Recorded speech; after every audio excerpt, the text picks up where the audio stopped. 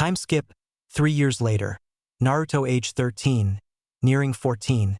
Today was the day. Naruto would finally become a shinobi of Konoha. Prepared Naruto was ready for the Genin exam today. It had been a journey that started with him crying into the Hokage's robes when he was 6 up to this very moment now. And boy, Naruto was feeling good. Naruto had grown to a nice height of 5 feet 4 inches tall. He even changed his wardrobe due to him becoming an actual shinobi today.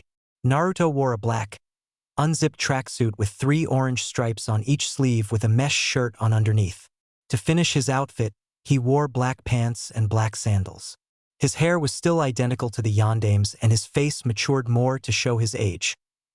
Naruto had many good things going for him at this point. He was handsome, smart, and quite powerful for his age. His training was still progressing at a great rate. Naruto yielded incredible results over the years under the tutelage of Tora, his Umbu-sensei. Naruto felt on top of the world and was ready for whatever the shinobi world had in store for him. Naruto's chakra reserves only increased at this point. He could easily throw around jutsu after jutsu without feeling the usual effects of exhaustion like other ninjas. Naruto was a chakra monster, and it didn't help that his chakra control had only gotten better. It wasn't high enough to use something like Iryo ninjutsu, medical ninja techniques, which require precise chakra control, but it wasn't far off from it either.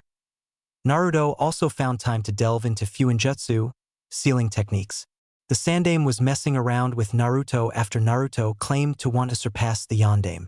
Hiruzen told him that since the Yandame was a sealing master and if Naruto wanted to truly surpass him, he'd have to become one as well. He didn't expect Naruto to ask him for lessons right after but was sort of happy he did.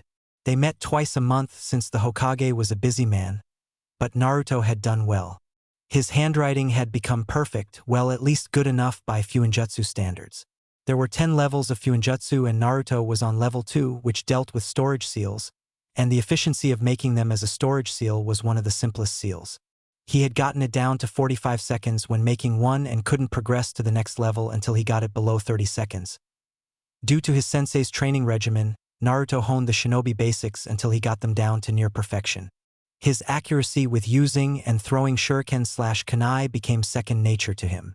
He was now just as accurate on the run, blindfolded, or in midair as he was standing still.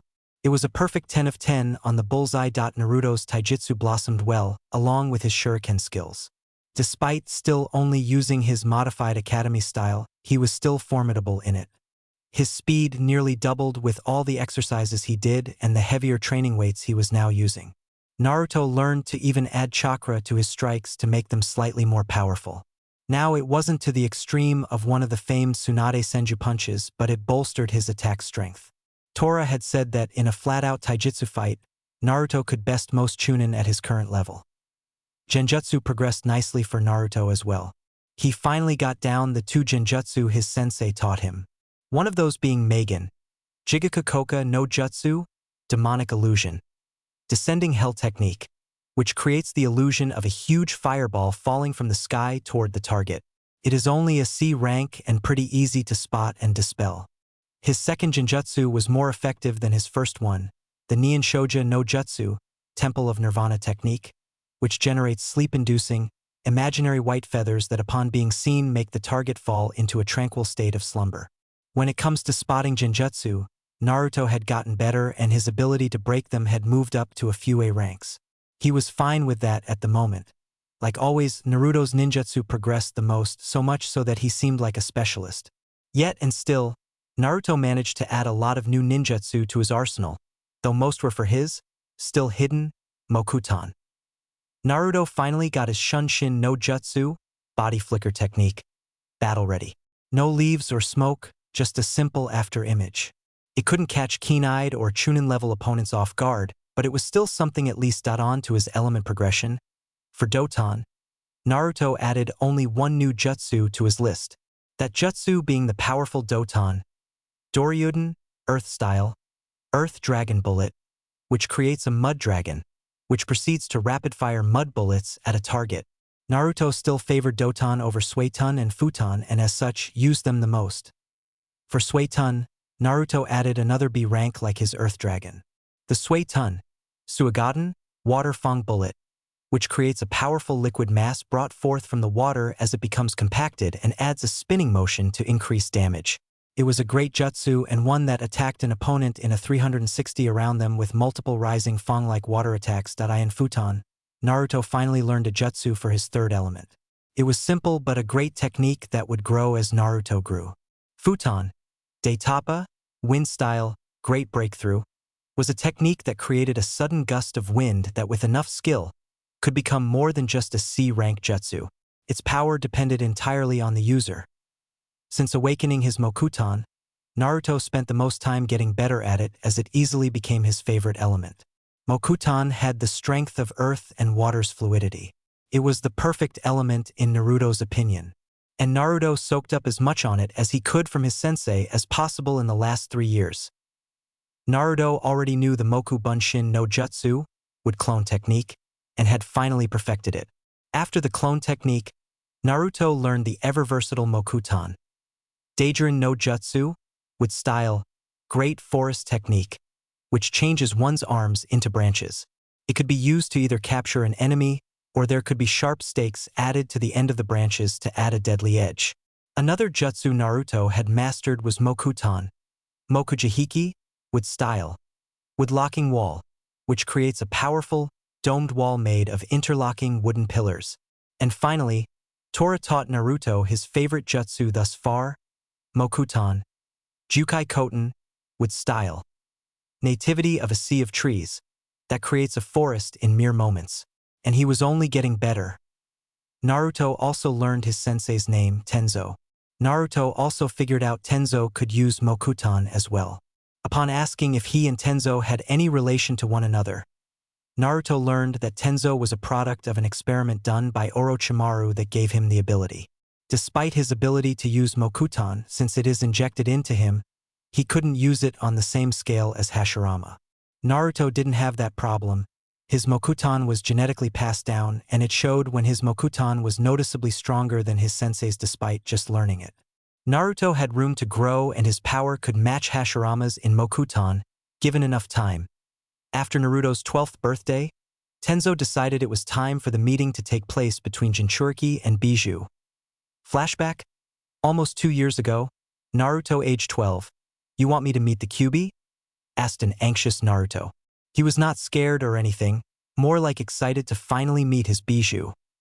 Tenzo smiled at Naruto's eagerness and said, "Yes, Naruto, I think it's time you set up a relationship with the Kyuubi. There's no point in having all that ability and not using it." Naruto was ready. There was silence for a moment. "How do I meet the Kyuubi?" asked a sheepish-looking Naruto. Tenzo couldn't keep from chuckling at Naruto's expense. It's been said that when a Jinchuriki mediates, they can consciously enter their mindscape to interact with their Bijou, so that's what you're going to do. Have at it. So Naruto did as instructed and sat in the lotus position and clasped his hands together in a ram seal. After about 10 minutes of steady breathing, Naruto felt a tug in his mind. When he opened his eyes, Naruto noticed he was in a tunnel. Looking behind him, he saw a wall, so Naruto went down the only path, which was forward. After what seemed like an hour, which wasn't a whole second in the real world, Naruto met a cage. A huge cage. After not noticing another presence or any movement behind it, Naruto began to wonder if he went the correct way. "Hello?" After no response, Naruto thought he did something wrong and was about to leave until an eye opened. A giant, red, slitted eye. Then another opened. And finally, the shadows covering a massive fox with 9 tails lifted. "So this is my Jinchuriki. Finally, come to meet me, I see," said Kyuubi after staring at Naruto. "Yes, I am. My name is Senju Naruto and I am happy to finally meet you," said Naruto with a smile. Normally I'd tear you to shreds just because, but your chakra is very calming and it's soothing. Not to mention this cage and seal keeping me from doing so. So in the meantime, I'll humor you," replied the Kyuubi as it placed its head on its crossed arms. Naruto didn't show outwardly a reaction to the prospect of being torn to shreds, but he did gulp on the inside. "Well, I just wanted to get to know you better. You've been in here for 12 years and I still know nothing about you besides what legends say," said Naruto as he continued with, "Well, when I was researching the Bijou, I found out there are 8 other like you in the world. And one thing I noticed was that the Ichibi has a name, Shikaku. So it made me wonder, do all of you have names? If so, what's yours? The Kyuubi became shocked. It had been able to hear what the boy sensei had said this visit would be for and thought his Jinchuriki would just come in here demanding power. So when the Kyuubi heard Naruto's question, you could hear the surprise in its voice. You, a kid, are the first human to ask if I have a name for as long as I have existed in this world. For that I thank you, said the Kyuubi as he became more interested in his container. Kurama. My name is Kurama. Naruto couldn't keep the smile off his face. This had started better than expected. Well, Kurama, if I may, why did you attack Konoha? Said Naruto as he held a stern face. He had always wanted to know, since it never added up to him, that the Kyuubi would just attack out of nowhere. To be honest, a man with a Sharingan manipulated me. Just because I'm near omnipotent, I don't go around destroying places just because I can. So while hypnotized by this masked man, he set me upon your village until your yonde managed to seal me into you. Well, it's good to know that you didn't attack Konoha of your own volition, or that you're not a homicidal bijou hellbent on destruction. Can you explain why this place looks like this? I thought it'd be more complex like the seal on me, said Naruto as he thought it looked like a sewer.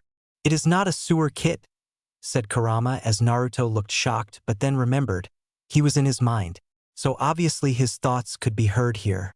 And for why it looks like this I cannot say. Though it is cozier in here with your Mokuton-infused chakra circulating throughout this place, permeating the air here. Well, as long as you're comfortable, then I'm okay with it. Now, down to the nitty-gritty of why I'm here. My sensei sent me in here to somehow find a way to gain access to your chakra. I figured we could become partners.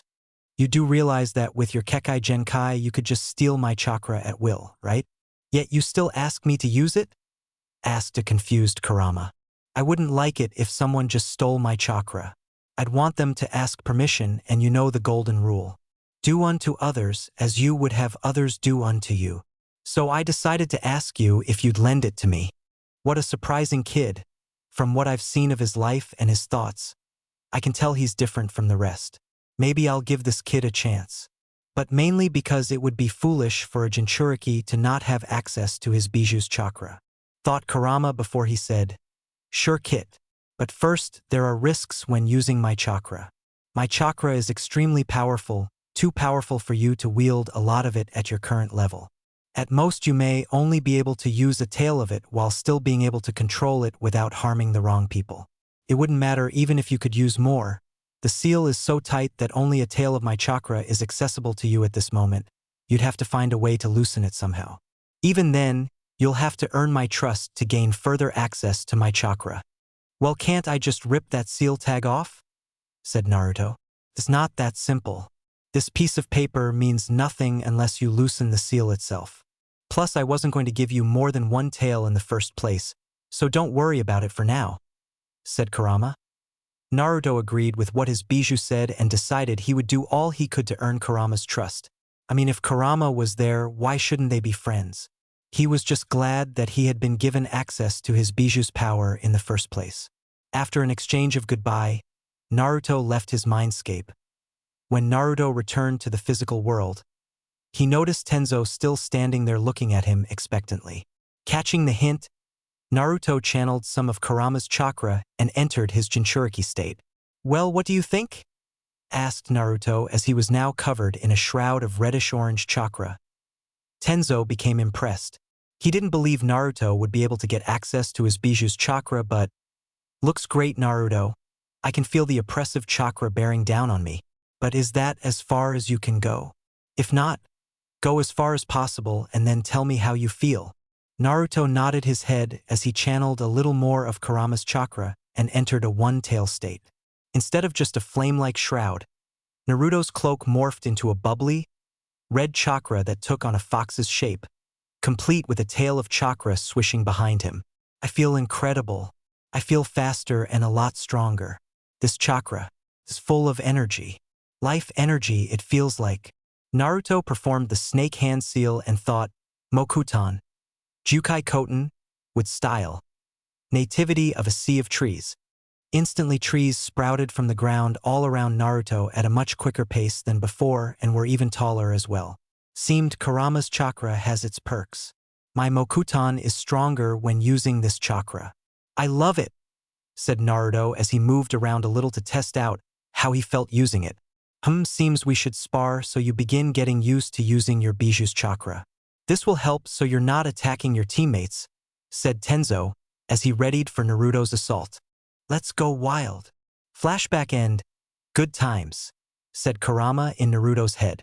Naruto and Kurama were now on good terms throughout nearly 2 years of knowing each other. It was a weird relationship. But then again, what wasn't weird about a 13-year-old human boy and a fox-shaped collection of energy that was given consciousness being friends as Naruto was heading to the academy? A kind woman outside her shop greeted him. It is good to see you this morning. Today's the day of the Genin exam, correct? After a smile and nod from Naruto, she continued, well, good luck and do your best. I'll be rooting for you, said the woman as she waved goodbye with a smile. Naruto smiled and waved back as he continued toward the academy. Things changed since he became a Senju. Though it did take a month, a few blood test results, and the verbal promise of authenticity from their longest-tenured Hokage for the Konoha populace to finally accept Naruto's stature as a Senju. Even still, he still wasn't the most popular person in Konoha. A name meant nothing, even the Senju clan name, because he was still perceived as the Kyuubi that attacked on his birth. But a few people, such as the woman just now, had begun to open up to him so into his thoughts about his training, Kurama, and Konoha. Naruto didn't realize he was stepping into his classroom. Once he noticed it, he immediately headed toward the open seat next to Sasuke. Sasuke had opened up to Naruto after that beatdown he received that day 3 years ago. Sasuke had asked if he could train with Naruto and even thanked him for helping him awaken his Sharingan, even though it was accidental. After a few times of training with Naruto and getting to know him, Naruto and Sasuke had become good friends, best friends. Sasuke improved greatly while training with Naruto. The first thing Naruto taught Sasuke was how to tree and water walk. Naruto claimed that his ninjutsu increased immediately after doing those chakra control exercises. Sasuke knew Naruto was right when he performed a Keton Gukaku no Jutsu fire style, grand fireball technique, and saw how much bigger and hotter it became. When Sasuke had reawakened his Sharingan, he still only had one Tomo in each eye, but after spars with Naruto and since Naruto didn't pull any punches against him, it evolved into its 2 Tomo state. Sasuke had eventually started to hit Naruto in their spars. Though there was still a gap between their skill levels, Naruto was far stronger and Sasuke wasn't afraid to admit it. But they were rivals. Sasuke had to catch up so as Naruto came to sit down. The two shared a fist bump as they talked about the coming exam. This is the day we start our journey as Konoha ninja. As Sasuke? Said Naruto to his friend, and came the perfect response to anything from the Uchiha. You ready? You won't freeze up again from having flashbacks? Asked Naruto as Sasuke had told him about the massacre. He was the first person who Sasuke shared his view of the story with since it happened. Yeah, I'm fine. I'll be good. Can't have you trying to outshine me here. I'm the rookie of the year. Can't let that stop me from becoming a genin, said Sasuke with a confident smirk. PSSSH. I could still kick your rookie of the year ass, you know? Titles like that mean nothing in the real world, said Naruto in a challenging tone. Sasuke turned his Sharingan on as he stared at Naruto. You want to test that theory now? Said Sasuke. Ooh, so you got pink eye with a pretty eye pattern. That doesn't scare me at all. Your body can't keep up with your eyes. I find that hilarious. To see a punch coming in super slow-mo and still know there's nothing you can do about stopping it. HN. Said the Uchiha as he began to get mentally prepared for the exam. Meanwhile, Naruto could hear Kurama chuckling in his mind with pink eye, said repeatedly between laughs. Out of nowhere, a red and purple blur came bursting into the room at roughly the same time. I win, came the shout of one Sakura Haruno as she stepped through the doorway with Ino by her side. You wish the only hope you had in winning was because your forehead gave you a reach advantage. Came the snappy reply from Ino. You're just mad because Sasuke wouldn't date pigs like you? Rebutted Sakura.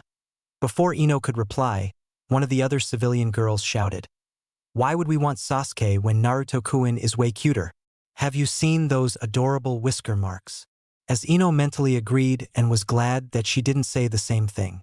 Ino had wanted Sakura to become better, and she knew the competition would help, so that's why she kept going along with this whole Sasuke feud. Even though Ino crushed on Naruto. Ino liked Naruto ever since she was 9. One day, Naruto handed her the brightest purple lilac she had ever seen, and upon seeing it, noticed his eyes matched the lilac, which was her favorite color. She had found out that Naruto liked flowers and anything dealing with plants. She also got to spend time with him when he'd volunteer at her family's flower shop. The flowers always seemed to look better when he came by. Plus, he had the prettiest eyes ever, and they were her favorite color. Did I already think that? Thought Ino as she looked at Naruto, chatting with Sasuke. Her thoughts ended the moment Irika-sensei entered and ordered everyone to take a seat. After a long, arduous speech from him, the exam started. Irika and his assistant, Mizuki, began handing out the written exams. Mizuki was a man of average height and build, similar to Irika. He had white, neck-length hair and wore the standard Chunin outfit of Konoha. To complete his outfit, he wore his forehead protector bandana style around his head. Naruto had always been able to sense the bad vibes coming from Mizuki. Naruto never told anyone about it due to him just believing he was prejudiced about his Jinchuriki status. So Naruto just let Mizuki hate on him. Naruto loves his haters anyway. After the simple written exam that Naruto did the bare minimum to pass, it was time for the practical exam, which consisted of a taijutsu spar with an instructor and demonstration of the 3 basic techniques. Many of the students did well in this part of the exam. Sasuke had even managed to get a few nice hits on Irika and got a 9 out of 10 for his efforts. Kiba finished with an 8 out of 10, and so did Hinata due to her gentle fist style. Choji received a 7 with his clan's techniques. Shino got a 6. Ino, Sakura, and Shikamaru all got a 4, though Shikamaru forfeited once he got his 4th point, which was just enough to pass. Then we had Naruto's turn, who somehow got the ironic luck to get paired with Mizuki. Naruto could already tell that Mizuki would try to harm him, but Naruto wasn't worried in the slightest. He welcomed the challenge. What occurred became known as the greatest ass-whooping ever given by an academy student to a Chunin instructor in history. Mizuki never got to move, Naruto was on him too quickly, and the match ended as quickly as it started. After Irika said Hajime, not a second later, and a surprise shunshin that Mizuki could have countered had he not been overconfident, Mizuki felt pain. Left jab to the face, right cross, followed by a roundhouse kick. But before Mizuki could go to the ground, Naruto planted another kick that sent Mizuki careening past Irika. 10. Definitely a 10. Since Mizuki was out cold, Irika just continued to the ninjutsu portion alone. Shino Aburame. Pass. Choji Akimichi. Pass. Sakura Haruno. Pass. Hinata Hyuga. Pass. Kiba Inazaka. Pass. Shikamaru Nara. Pass. Naruto Senju. Pass. Sasuke Uchiha. Pass. Ino Yamanaka. Pass. There were also another 18 civilian children who passed the exams as well. After Irika gave another speech on how proud he was of his students and what life would be like now that they were shinobis of the leaf, he let his students leave. The academy was over with, and now it was time to meet their senseis, which was tomorrow. We made it, said Naruto with a smile on his face, as he tied his black forehead protector around his forehead, a smile that everyone in the group of 9 reciprocated. Well, with Shino, you couldn't see, but Naruto could sense he was happy. We should go to celebrate. Anyone want barbecue? Said a happy Choji. Troublesome? But I'm in, said Shikamaru with a smirk. After a chorus of agreements, the entire gang that would later one be dubbed the Rookie 9 headed to one of Choji's family-owned restaurants. They all shared a great time at the restaurant. They knew that this would be the last time they'd all be together for a while once they separated into teams with their senseis. Eventually, they all went their different ways. Choji and Shikamaru headed to Shikamaru's house. Kiba, Shino, and Sasuke went back to their respective houses. Ino and Sakura disappeared to Sakura's home, and Hinata had politely excused herself back to her clan compound. Several hours later, a few hours had passed and Naruto began to wander around Konoha aimlessly, determining what to do. It seemed the sun was going down soon, so he'd be able to watch the sunset from Hokage Mountain. With a shunshin, Naruto sat atop of the Yandame's head. Naruto felt at peace. He felt good and nothing would change that at all. After the sun went down, Naruto decided to head home to get some rest before tomorrow. On his way, a shinobi went flying past him and nearly crashed into him. Naruto was turning around to say sorry when he noticed the ninja had kept going. Wait a minute, that's Mizuki-sensei. Wonder what he's in a rush for. Well wait, is that a scroll on his back? It looks familiar. Where have I seen that scroll before? Asked Naruto in his head. Then it hit him, that was the Hokage's scroll of seals. A scroll that contained many dangerous techniques that are mostly kenjutsu, forbidden techniques. But why did Mizuki have it? Why would Mizuki head outside of the village with that scroll? A scroll that only the Hokage could touch? Oh, he's stealing it and you're still sitting here trying to figure out what he's doing. It's obvious, said an irritated Kurama. Naruto had the decency to look sheepish. He made sure no one was watching him as he created a Moku Bunshin, would clone, and gave it instructions to alert the Hokage. After taking care of that, Naruto immediately pursued Mizuki to stop him. Forest nearing edge of Konoha, Mizuki had never been happier in his lifetime. The forbidden scroll, he had finally gotten a hold of it. Now all Mizuki had to do was hand it to Orochimaru and he would get the power he sought. Mizuki started to get excited at how he was so close to his dreams. However, he halted when he saw the Kyuubi brat appear in front of him. Mizuki, said Naruto with a serious face. This night just got better, said Mizuki with a sadistic laugh. The gods must love me to have you, of all people, show up here right before I leave. I can finally drop the act and kill you after all these years. Fox boy. Didn't I just thrash him earlier today? Is he crazy? Thought Naruto with a deadpan. It would seem so, said Kurama with a chuckle. Don't give me that look, demon. You know why the people of this village hate you? Said Mizuki with an evil glare. It doesn't matter, said Naruto, whose face hadn't changed since first arriving. It's because you're the Kyuubi. You're that piece of shit fox who assaulted Konoha years ago. And now, you pathetic demon, I'm going to kill you, said Mizuki dangerously as he pulled an oversized shuriken off his back. Naruto, I don't care how you do it. Kill this guy. Who does he think he's talking about here? Said an agitated Kurama, who was aggressively trying to send chakra into Naruto to get him to tear Mizuki apart. I can't kill him, but I'm sure Gigi will know what to do with him to appease your needs, said Naruto in his head as he denied Kurama's chakra. Are you done? Asked Naruto in a bored tone. What? Asked a slightly confused Mizuki, as he thought that the boy would have a mental breakdown at the news. I already know what's sealed into me, but I am Konoha Genin, Naruto Senju, and nothing will change that. Before I curb stomp you something serious, I have to know, why did you steal the scroll? For power? Or was it to give it to someone else? Said Naruto sharply. It seems I have to give you a little credit, but even a fool is right some of the time. Since you'll be dead here shortly, why not tell you?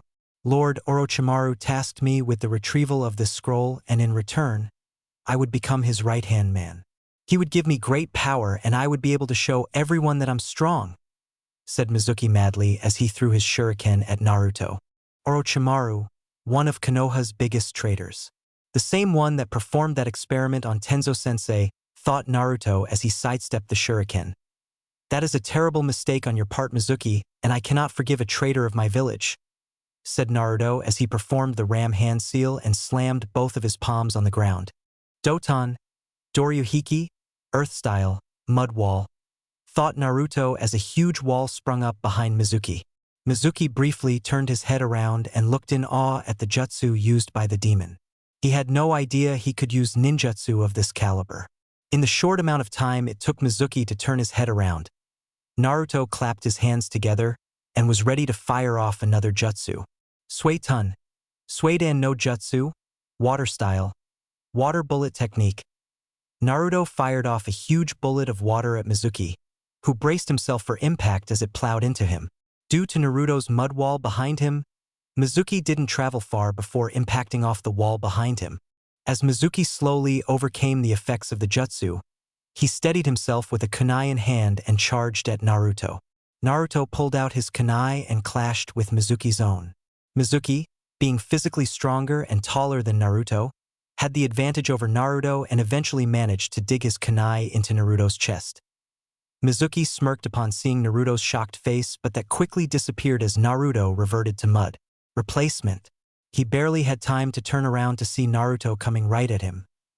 Mizuki felt every bit of air leave him from the Kurama-powered elbow to his stomach.